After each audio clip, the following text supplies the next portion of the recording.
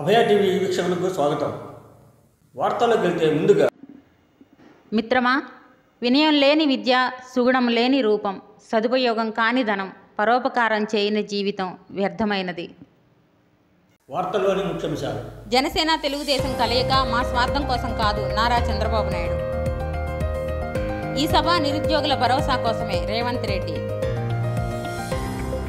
జై హో బీసీ, రేపు భారీ బహిరంగ సభ, తెలుగుదేశం పార్టీ. తెనాలిలో భూపట్టాల పంపిణీ. రేణిగుంటలో వైఎస్ఆర్ విగ్రహావిష్కరణ. 70 కోట్లతో కాణిపాకం అభివృద్ధి పనులు, మంత్రి పెద్దిరెడ్డి. మార్చి 5వ తేదీన మంగళగిరిలో జైహో బీసీ పేరుతో దేశంలోనే అతిపెద్ద బీసీ మహాసభను నిర్వహిస్తుంది తెలుగుదేశం పార్టీ. ఈ సభా వేదికగా నారా చంద్రబాబు నాయుడు బీసీ డిక్లరేషన్ను ప్రకటించనున్నారు. గెలుపు ఓటములు తర్వాత మనసా వాచా కర్మణ సనాతని. హిందూ టైగర్ బద్దం బాలరెడ్డి తర్వాత హైదరాబాద్ స్థానం నుంచి లోక్సభకు పోటీ చేయాలని పట్టుబట్టిన హైందవ సోదరి శ్రీమతి కొంపెల్ల మాధవీలత. జంట నగరాల్లో విరించి సూపర్ స్పెషాలిటీ ఆసుపత్రి చైర్మన్గా, సామాజిక కార్యకర్తగా శ్రీమతి మాధవీలత సేవలు మనందరికీ సుపరిచితమే. బీజేపీ అభ్యర్థిగా రాబోయే ఎన్నికల్లో ఆమె పోటీ చేయనున్నట్లు సమాచారం. ధర్మవరం నియోజకవర్గం శాసనసభ్యులు శ్రీ కేతిరెడ్డి సతీమణి శ్రీమతి సుప్రియ స్థానిక 35వ వార్డు బాలాజీ నగర్లో ఇంటింటికి ప్రచార కార్యక్రమం నిర్వహించారు. ఫ్యాన్ గుర్తుకు ఓటు వేసి వేయించి ధర్మవరం ఎమ్మెల్యేగా తమను గెలిపించాలని, సీఎం జగన్మోహన్ రెడ్డిని మళ్లీ ముఖ్యమంత్రిగా గెలిపించుకోవాలని కోరారు. ఈ కార్యక్రమానికి మున్సిపల్ చైర్పర్సన్, వైస్ చైర్పర్సన్స్, కౌన్సిలర్లు, కోఆప్షన్ సభ్యులు, పట్టణ అధ్యక్షులు, సీనియర్ నాయకులు, కార్యకర్తలు, అభిమానులు పాల్గొన్నారు. తెనాలి పట్టణ పరిధిలోని జగనన్న కాలనీ లేఅవుట్లలో ఇళ్ల పట్టాలు అందుకున్న 1 నుండి 20 వార్డుల పరిధిలోని అర్హులైన లబ్ధిదారులకు స్థానిక శాసనసభ్యులు అన్నాబత్తుని శివకుమార్ చేతుల మీదుగా రిజిస్ట్రేషన్ ఇళ్ల పట్టాలు అందజేశారు. 48.5 అంటే 12,000 అయితే 5,80,000, 10,000 అయితే 4,80,000 రూపాయలు ఈ రోజు సెంటు ఖరీదు ఈ రాష్ట్ర ముఖ్యమంత్రి జగన్మోహన్ రెడ్డి గారు ఇచ్చి పేదవాడికి ఇచ్చిన ఖరీదు 5,80,000 రూపాయలు సెంటు భూమి ఈ రోజు ఆ ఖరీదు. నేను మీ శాసనసభ్యుడిగా ఇక్కడ ఉన్న అక్కా చెల్లెళ్ళందరినీ నేను చెప్పింది నిజమా అబద్ధమా ఒక్కసారి ఎంక్వైరీ చేసుకోండి. రాష్ట్ర విద్యుత్, అటవీ, భూగర్భ గనుల శాఖ మంత్రి శ్రీ పెద్దిరెడ్డి చిత్తూరు జిల్లా కాణిపాకంలో పర్యటించారు. ముందుగా కాణిపాక విఘ్నేశ్వర స్వామి వారిని దర్శించుకుని ప్రత్యేక పూజలు నిర్వహించారు. అనంతరం ఉప ముఖ్యమంత్రి శ్రీ కొట్టు సత్యనారాయణతో కలిసి దాదాపుగా 70 కోట్ల రూపాయల అభివృద్ధి పనులను ప్రారంభించారు. ఈ కార్యక్రమంలో MP N Reddappa, ZP chairman Shri Govindappa Srinivasulu, collector Shanmohan తదితరులు పాల్గొన్నారు. తెనాలి నియోజకవర్గం వైఎస్ఆర్సీపీ నూతన ఉపాధ్యక్షులుగా నియమితులైన షేక్ జాన్ బాషా మరియు దానబోయిన కోటేష్, తెనాలి మండలం మల్లెపాడు గ్రామ యోజన అధ్యక్షులుగా పినపాటి అరుణ్ సాత్విక్, పట్టణ క్లస్టర్ అధ్యక్షులుగా షేక్ అఫ్సర్, కటివరం గ్రామ యోజన విభాగం అధ్యక్షులుగా ముక్కల వెంకటేష్ మరియు వారి మిత్ర బృందం స్థానిక శాసనసభ్యులు అన్నాబత్తుని శివకుమార్ను మర్యాదపూర్వకంగా కలిశారు. ఈ సందర్భంగా ఎమ్మెల్యే శివకుమార్ను శాలువాతో సత్కరించి పుష్పగుచ్చం అందజేశారు. చిత్తూరు జిల్లా రేణిగుంటలో దివంగత మహానేత డాక్టర్ వైఎస్ రాజశేఖర రెడ్డి కాంస్య విగ్రహావిష్కరణ ఓ పండుగలా నిర్వహించారు. ఈ కార్యక్రమానికి ముఖ్య అతిథులుగా హాజరైన ఎమ్మెల్యే బియ్యపు మధుసూదన్ రెడ్డి, ఎంపీ మధ్యల గురుమూర్తి, ఎమ్మెల్సీ సిపాయి సుబ్రహ్మణ్యులకు యువకులు బైక్ ర్యాలీతో ఘనంగా స్వాగతం పలికారు. ఈ సందర్భంగా ఎమ్మెల్యే మధుసూదన్ రెడ్డి మాట్లాడుతూ, నా కష్టసుఖాల్లో నాకు తోడుగా నిలిచిన రేణిగుంట ప్రజలకు పాదాభివందనం తెలుపుకుంటున్నానని కృతజ్ఞతలు తెలియజేశారు. పెద్ద అయిన వైఎస్ రాజశేఖర రెడ్డి విగ్రహాన్ని ఆవిష్కరించడం చాలా ఆనందంగా ఉందని సంతోషాన్ని వ్యక్తం చేశారు. ఈ కార్యక్రమంలో MPP Hariprasad Reddy, ZPTC Sandhyarani, YS MPP Sujathamma, YSRCP party నాయకులు, కార్యకర్తలు, అభిమానులు పాల్గొన్నారు. సత్యసాయి జిల్లా పెనుగొండలో తెలుగుదేశం పార్టీ అధినేత నారా చంద్రబాబు నాయుడు ఆధ్వర్యంలో రా కదలిరా భారీ బహిరంగ సభ నిర్వహించారు. ఈ సందర్భంగా సిబిఎన్ మాట్లాడుతూ, కియా పరిశ్రమలు తెచ్చి రాష్ట్రంలో వేల మందికి ఉపాధి కల్పించే దిశగా అడుగులు వేశామని, ప్రాజెక్టులు పూర్తి చేసి సాగునీరు అందించామని, జనసేన టీడీపీ కలిసింది మా స్వార్థం కోసం కాదని ప్రజల కోసమని తెలియజేశారు. కానీ జగన్మోహన్ రెడ్డి అహంకారంతో రాష్ట్రాన్ని నాశనం చేస్తున్నాడని, ప్రజలకు పథకాల పేరుతో 10 రూపాయలు ఇచ్చి ఇంకో చేత్తో 100 రూపాయలు తీసుకుంటూ మోసం చేస్తున్నాడని అధికార పార్టీపై విమర్శలు గుప్పించారు. జగనూడల మర్రి మన మెడలెక్కి కూర్చుంది, చుట్టూ ఉన్న ఎవ్వరిని బతకనివ్వదే అది. దాన్ని తుంచి వేర్లు తెంచే ధైర్యం ఉంటే రారారా. రాష్ట్రానికి పునర్వైభవం తీసుకురావాలని మళ్ళీ మనమంతా సువర్ణాక్షరంతో ఈ ఉద్యమంలో చరిత్రలో లిఖించబడేలా ఒక స్వర్ణ యుగాన్ని మనం సృష్టించుకోవాల్సిన బాధ్యత మన ప్రతి ఒక్కరి బుద్ధ స్కంధాలమై ఒక అందరూ పౌరులుగా అది ఉందని మీ అందరు తెలియజేసుకుంటూ నేను సెలవు తీసుకుంటున్నాను. 2014లో ఈ ప్రాంతం ఎట్లుంది, ఈరోజు ఎట్లుందని మిమ్మల్ని అందరిని అడుగుతున్నా. అందుకని ఇక్కడికే వచ్చా. రా కదిలిరా. ఇప్పటికే 24 పూర్తి చేసుకుని 25వ మీటింగ్ కింద నేను ఇక్కడికి వస్తే మా తమ్ముళ్ళ ఉత్సాహం, మా ఆడబిడ్డల చైతన్యం మిమ్మల్ని అందరినీ చూస్తూ ఉంటే నాకు ఎండ కూడా భయపడింది. మీరు మాత్రం భయపడలేదు. మండు టెండల్లో కూడా లేదు, తాడో పేడో తేల్చుకుంటామని వచ్చిన మీ అందరికీ మనస్ఫూర్తిగా నమస్కారాలు తెలియజేస్తున్నా. నేను ఈరోజు ఈ కార్యక్రమంలో వచ్చింది మీలో ఒక చైతన్యం తేవడానికి. ఇప్పటికి మీరు చూస్తే లక్షల మందిని కలిశాను. రాష్ట్రాన్ని కాపాడుకోవడానికి మా తమ్ముళ్ళ మారిగా అందరూ తెలుగుదేశం పార్టీ జెండా పట్టుకోవాలి. జనసేన తెలుగుదేశం పార్టీ కలిసి మీ ముందుకు వచ్చాం. మా స్వార్థం కోసం కాదు, మాకు అధికారం కోసం కాదు, ఈ రాష్ట్రాన్ని కాపాడడానికి వచ్చాం. అండగా ఉంటామని గట్టిగా చప్పట్లు కొట్టి హర్షాన్ని ఆమోదాన్ని తెలియజేయాలి.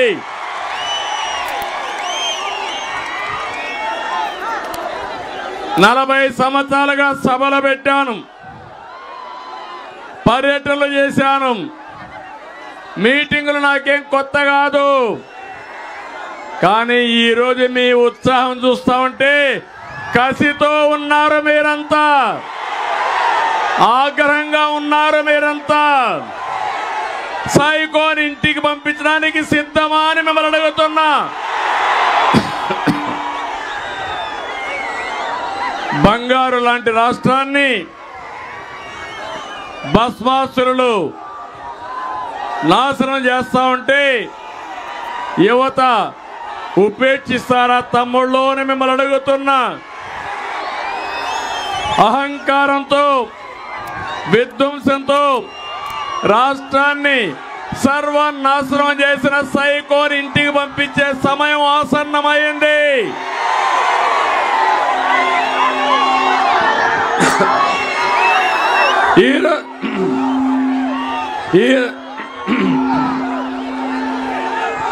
ఈరోజు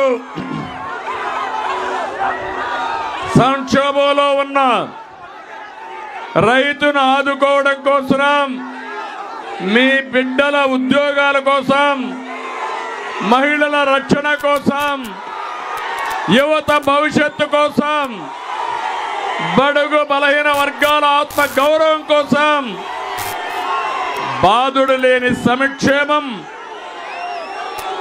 కోసం, కోతలు లేని పథకాల కోసం రా కదిలిరా అని పిలిపించాను. నా జీవితంలో ఎన్నో కార్యక్రమాలు చేశాను, కానీ ఈ 25 కార్యక్రమాలు చూసిన తర్వాత నాకు అనిపించింది ఒకటి, రేపు జరిగే ఎన్నికల్లో వైఎస్ఆర్ కాంగ్రెస్ పార్టీని చిత్తుగా ఓడించి భూస్థాపితం చేయబోతున్నారు. అందుకే చివరి సమావేశం, పెనుగొండ సమావేశం బ్రహ్మాండంగా సక్సెస్ అయింది. అనంతపురం జిల్లా నాకు అత్యంత ప్రీతి ప్రాంతమైన జిల్లా ఈ జిల్లా.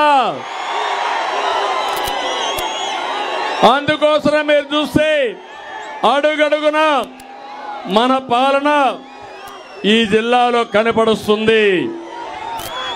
ఈరోజు మీరు చూస్తే భారతదేశంలోనే తక్కువ వర్షపాతం కురిసే జిల్లా ఏది తమ్ముళ్ళు అని మిమ్మల్ని అడుగుతున్నా. 552 మిల్లీమీటర్లు. అంతేగా తెలంగాణ సీఎం రేవంత్ రెడ్డి ఎల్బీ స్టేడియంలో ఏర్పాటు చేసిన బహిరంగ సభలో వివిధ శాఖలలో ఉద్యోగులుగా నియమితులైన వారికి నియామక పత్రాలు అందజేశారు. ఈ సందర్భంగా రేవంత్ రెడ్డి మాట్లాడుతూ నిరుద్యోగ యువతకు భరోసా ఇవ్వడానికే ఈ సమావేశాన్ని ఏర్పాటు చేశామని, అలాగే ముఖ్యమంత్రికి ఇంగ్లీష్ రాదని ఎగతాళి చేస్తున్నారని, రాబోయే రోజుల్లో ఏ ఒక్క విద్యార్థి కూడా ఇంగ్లీష్ మాట్లాడని పరిస్థితి ఉండకూడదని, ఉపాధ్యాయులు సామాజిక బాధ్యత తీసుకోవాలని తెలియజేశారు. తెలంగాణ వస్తే ఉద్యోగాలు వస్తాయని అందరూ భావించారు, కానీ దానికి విరుద్ధంగా జరిగిందని, రాష్ట్రంలో 6000 పాఠశాలలు మూసివేశారని గత ప్రభుత్వాన్ని విమర్శించారు. ఇంగ్లీష్ అనేది ఒక భాష ప్రపంచంలో ఉద్యోగ ఉపాధి అవకాశాలు దొరకడానికి ఉపయోగపడుతుంది. ఆనాడు ఆ రోజు ఆ పాఠశాలలో ఉన్న వసతులను బట్టి మాకు గురువులు నేర్పించిన చదువు మేము నేర్చుకున్నాము. ఈరోజు మీకు నా సూచన, ప్రతి విద్యార్థికి ప్రపంచంలో ఉద్యోగ ఉపాధి అవకాశాలు వచ్చే ఇంగ్లీష్ భాషను కూడా మీరు నేర్పండి. ఎవరో రేపు భవిష్యత్తులో ఈ పిల్లలకు, మీ దగ్గర చదువుకున్న పిల్లలకు ఇంగ్లీష్ రాదని అవహేళన చేసే పరిస్థితులు రావద్దు. వాళ్లకు ఖచ్చితంగా మంచి భాషను, మంచి భావాన్ని, దేశభక్తిని పెంపొందించే విధంగా వాళ్ళకి విద్యాబుద్ధులు నేర్పండి. రాష్ట్రం పట్ల, దేశం పట్ల, ఈ సమాజం పట్ల సామాజిక స్పృహ ఉండే విద్యార్థులను తయారు చేయండి. ఈ దేశానికి వాళ్ళే రేపటి నాయకులు అవుతారు, రేపటి పాలకులు అవుతారు. రేపటి నాయకులను, రేపటి పాలకులను తయారు చేసే బాధ్యత మీ మీద ఉన్నది. ఇది గురుతరమైన బాధ్యత, గురువు బాధ్యత అని చెప్పి నేను సంపూర్ణంగా విశ్వసిస్తున్నా. ఈరోజు రాష్ట్రంలో గురుకుల పాఠశాలలు ఇచ్చినా అంటున్నాడు. ఎస్సీ, ఎస్టీ, మైనారిటీ, ఓబీసీ గురుకుల పాఠశాలలు ఇచ్చినా అని అంటున్నారు గత పాలకులు. నేను అడుగుతున్న, ఎవరికైనా ఎక్కడైనా మౌలిక వసతులు ఉన్నాయా? అక్కడో ఇక్కడో పిట్టగూళ్ళలోనో పోల్ట్రీ ఫాముల్లోనో ఈ పిల్లలు చదువుకునే పరిస్థితులు కల్పించారు. అందుకే ఒక మోడల్ రెసిడెన్షియల్ విధానాన్ని తీసుకురావాలని మొట్టమొదటి ప్రయోగంగా కొడంగల్ శాసనసభ నియోజకవర్గంలో దాదాపుగా 25 ఎకరాలలో 150 కోట్లతోని SC, ST, minority and OBC residential schools అన్నిటినీ ఒకే క్యాంపస్లో ఒక యూనివర్సిటీ మోడల్లో నిర్మిస్తున్నాం. ఎకరాలలో మైదానాన్ని తయారు చేసి క్రీడా ప్రాంగణాన్ని అందించడం ద్వారా మానసికంగా, శారీరకంగా ఆ విద్యార్థులు రాటుదేలాలి, ఈ సమాజానికి ఉపయోగపడాలి అన్న ఆలోచన మేము చేస్తున్నాం. అందుకే ఈ రాష్ట్రంలో 119 శాసనసభ నియోజకవర్గాలలో ఎక్కడ అవకాశం ఉన్నా ఈ నమూనాతో ఒక క్యాంపస్ను క్రియేట్ చేయాలి, పేద విద్యార్థులకు విద్యను అందించాలన్న ఆలోచన మా రాష్ట్ర ప్రభుత్వం చేస్తున్నది.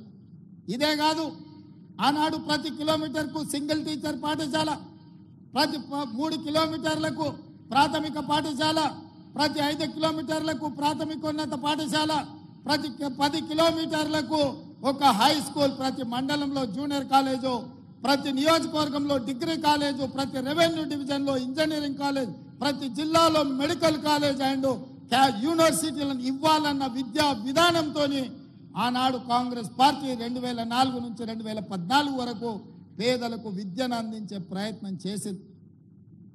ఈ గత 10 సంవత్సరాలలో గత ప్రభుత్వం ఒక్క డిఎస్సి నోటిఫికేషన్ ఇస్తే 2004 నుంచి 2014 వరకు 4 డిఎస్సి నోటిఫికేషన్లు ఇచ్చి 1,00,000 మంది టీచర్ల నియామకాలు చేపట్టి పేద విద్యార్థులకు విద్యను అందుబాటులోకి తీసుకొచ్చింది.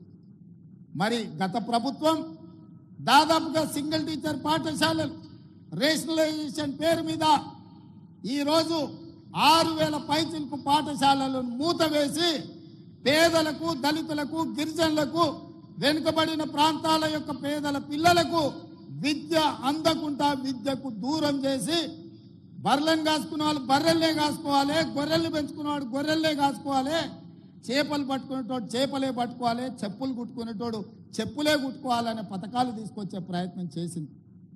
నేను అడుగుతున్నా, ఇక్కడున్న ఉపాధ్యాయులను, భవిష్యత్ తరాలను తీర్చిదిద్దబోయే మిమ్మల్ని నేను అడుగుతున్నా, మన తాతలు ముత్తాతలు చెప్పులు కుట్టో చేపలు పట్టో గొర్రెలు పెంచుకోనో బర్రెలను కాసుకోనో బతుకుతే మన మనమన్లు కూడా అదే వృత్తి చేపట్టాలనా?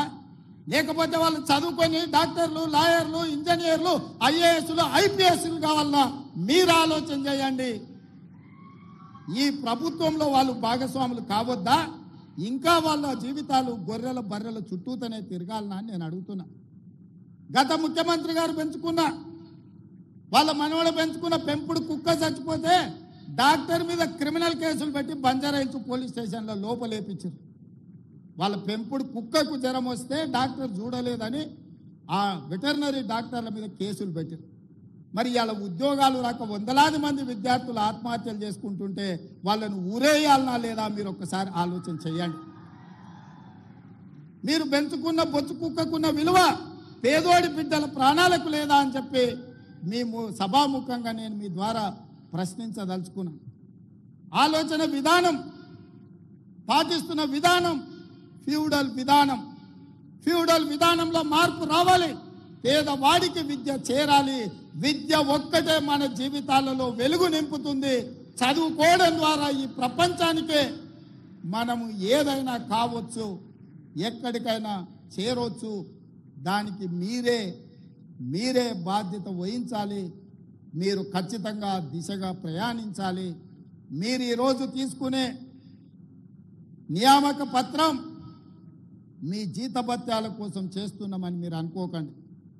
ఈరోజు టీచర్ల వృత్తిని ఎన్నుకోవడం అంటే సామాజిక బాధ్యతను మీరు తీసుకుంటున్నట్టుగా, ఈ సామాజిక బాధ్యత ఈ సమాజాన్ని నిర్మించి వందలాది బిడ్డలు ఎవరైతే తెలంగాణ కోసం ఆత్మ బలిదానాలు చేసుకున్నారో వాళ్ళ ఆశయాలను మనం గుర్తు చేసుకోవాలి, స్మరించుకోవాలి.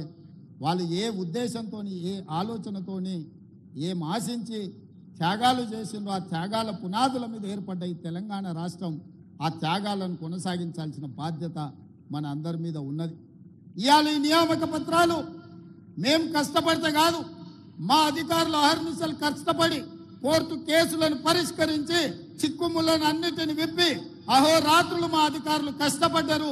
వాళ్ళందరినీ కూడా మీ చప్పట్ల ద్వారా ఒకసారి అభినందించండి.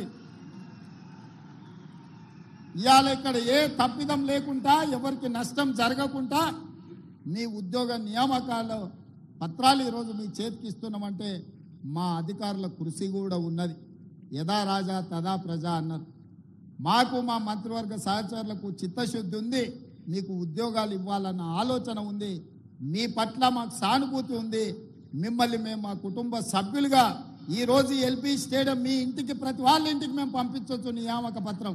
కానీ మీ కళ్ళల్లో ఆనందాన్ని ప్రత్యక్షంగా చూసే అవకాశం మాకు రాదు. మీ కళ్ళల్లో ఆనందం చూడాలి, మీ కుటుంబ సభ్యులు సంతోషపడాలి. రాష్ట్రంలో ఉన్న 4 కోట్ల మంది మీ సంతోషంలో భాగస్వాములను చేయడానికే ఈ ఎల్బీ స్టేడియంలో అందరి సమక్షంలో ఈ కార్యక్రమాన్ని చేపట్టినాం. ఇది నిరుద్యోగ యువకులకు స్ఫూర్తిని ఇవ్వాలి. ఆత్మహత్యలు చేసుకుంటున్న నిరుద్యోగ యువకులకు ఒక భరోసాని ఇవ్వాలి.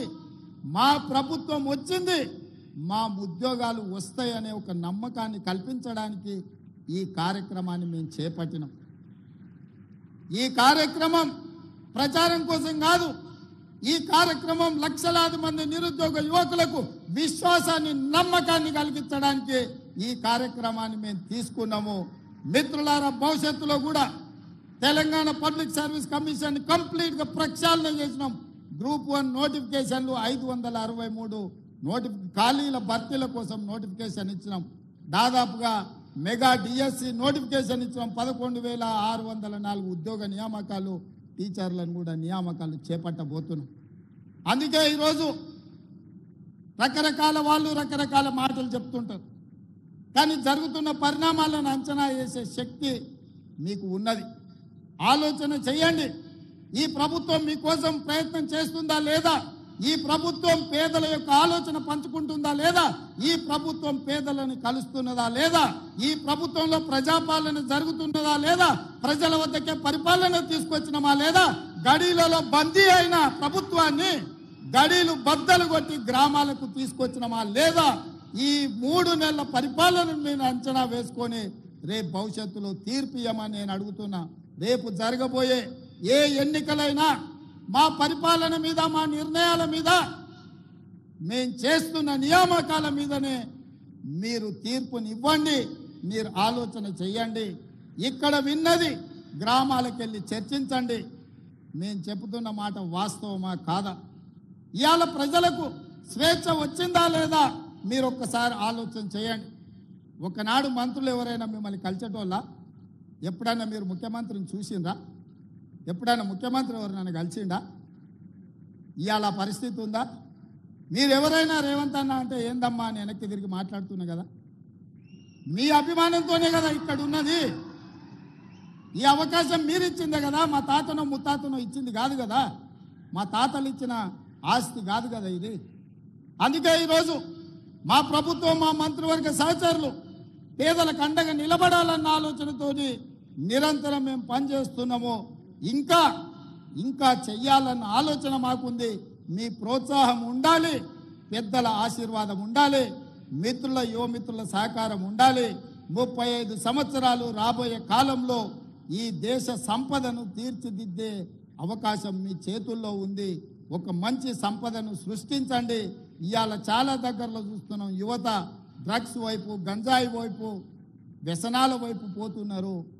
విలువలతో కూడుకున్న జీవితాన్ని ఏ విధంగా ముందుకు తీసుకెళ్లాలో వాళ్ళకు విద్యాబుద్ధులతో పాటు సామాజిక బాధ్యతను కూడా నేర్పండి. ఈ మధ్య మా ప్రభుత్వం మీకు తెలుసు, దాదాపుగా డ్రగ్స్ అనే పదమే ఈ రాష్ట్రంలో వినిపించొద్దు.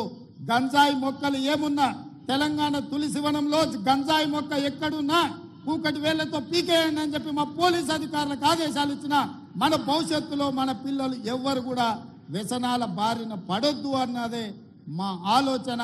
ప్రతి స్కూల్లో మీరు పిల్లలకు వ్యసనాల మీద కూడా, గుడ్ టచ్ బ్యాడ్ టచ్ మీద కూడా మీరు విద్యార్థులకు నేర్పాల్సిన బాధ్యత మీ అందరి మీద ఉన్నది. మీ పట్ల నాకు సంపూర్ణమైన విశ్వాసం ఉన్నది.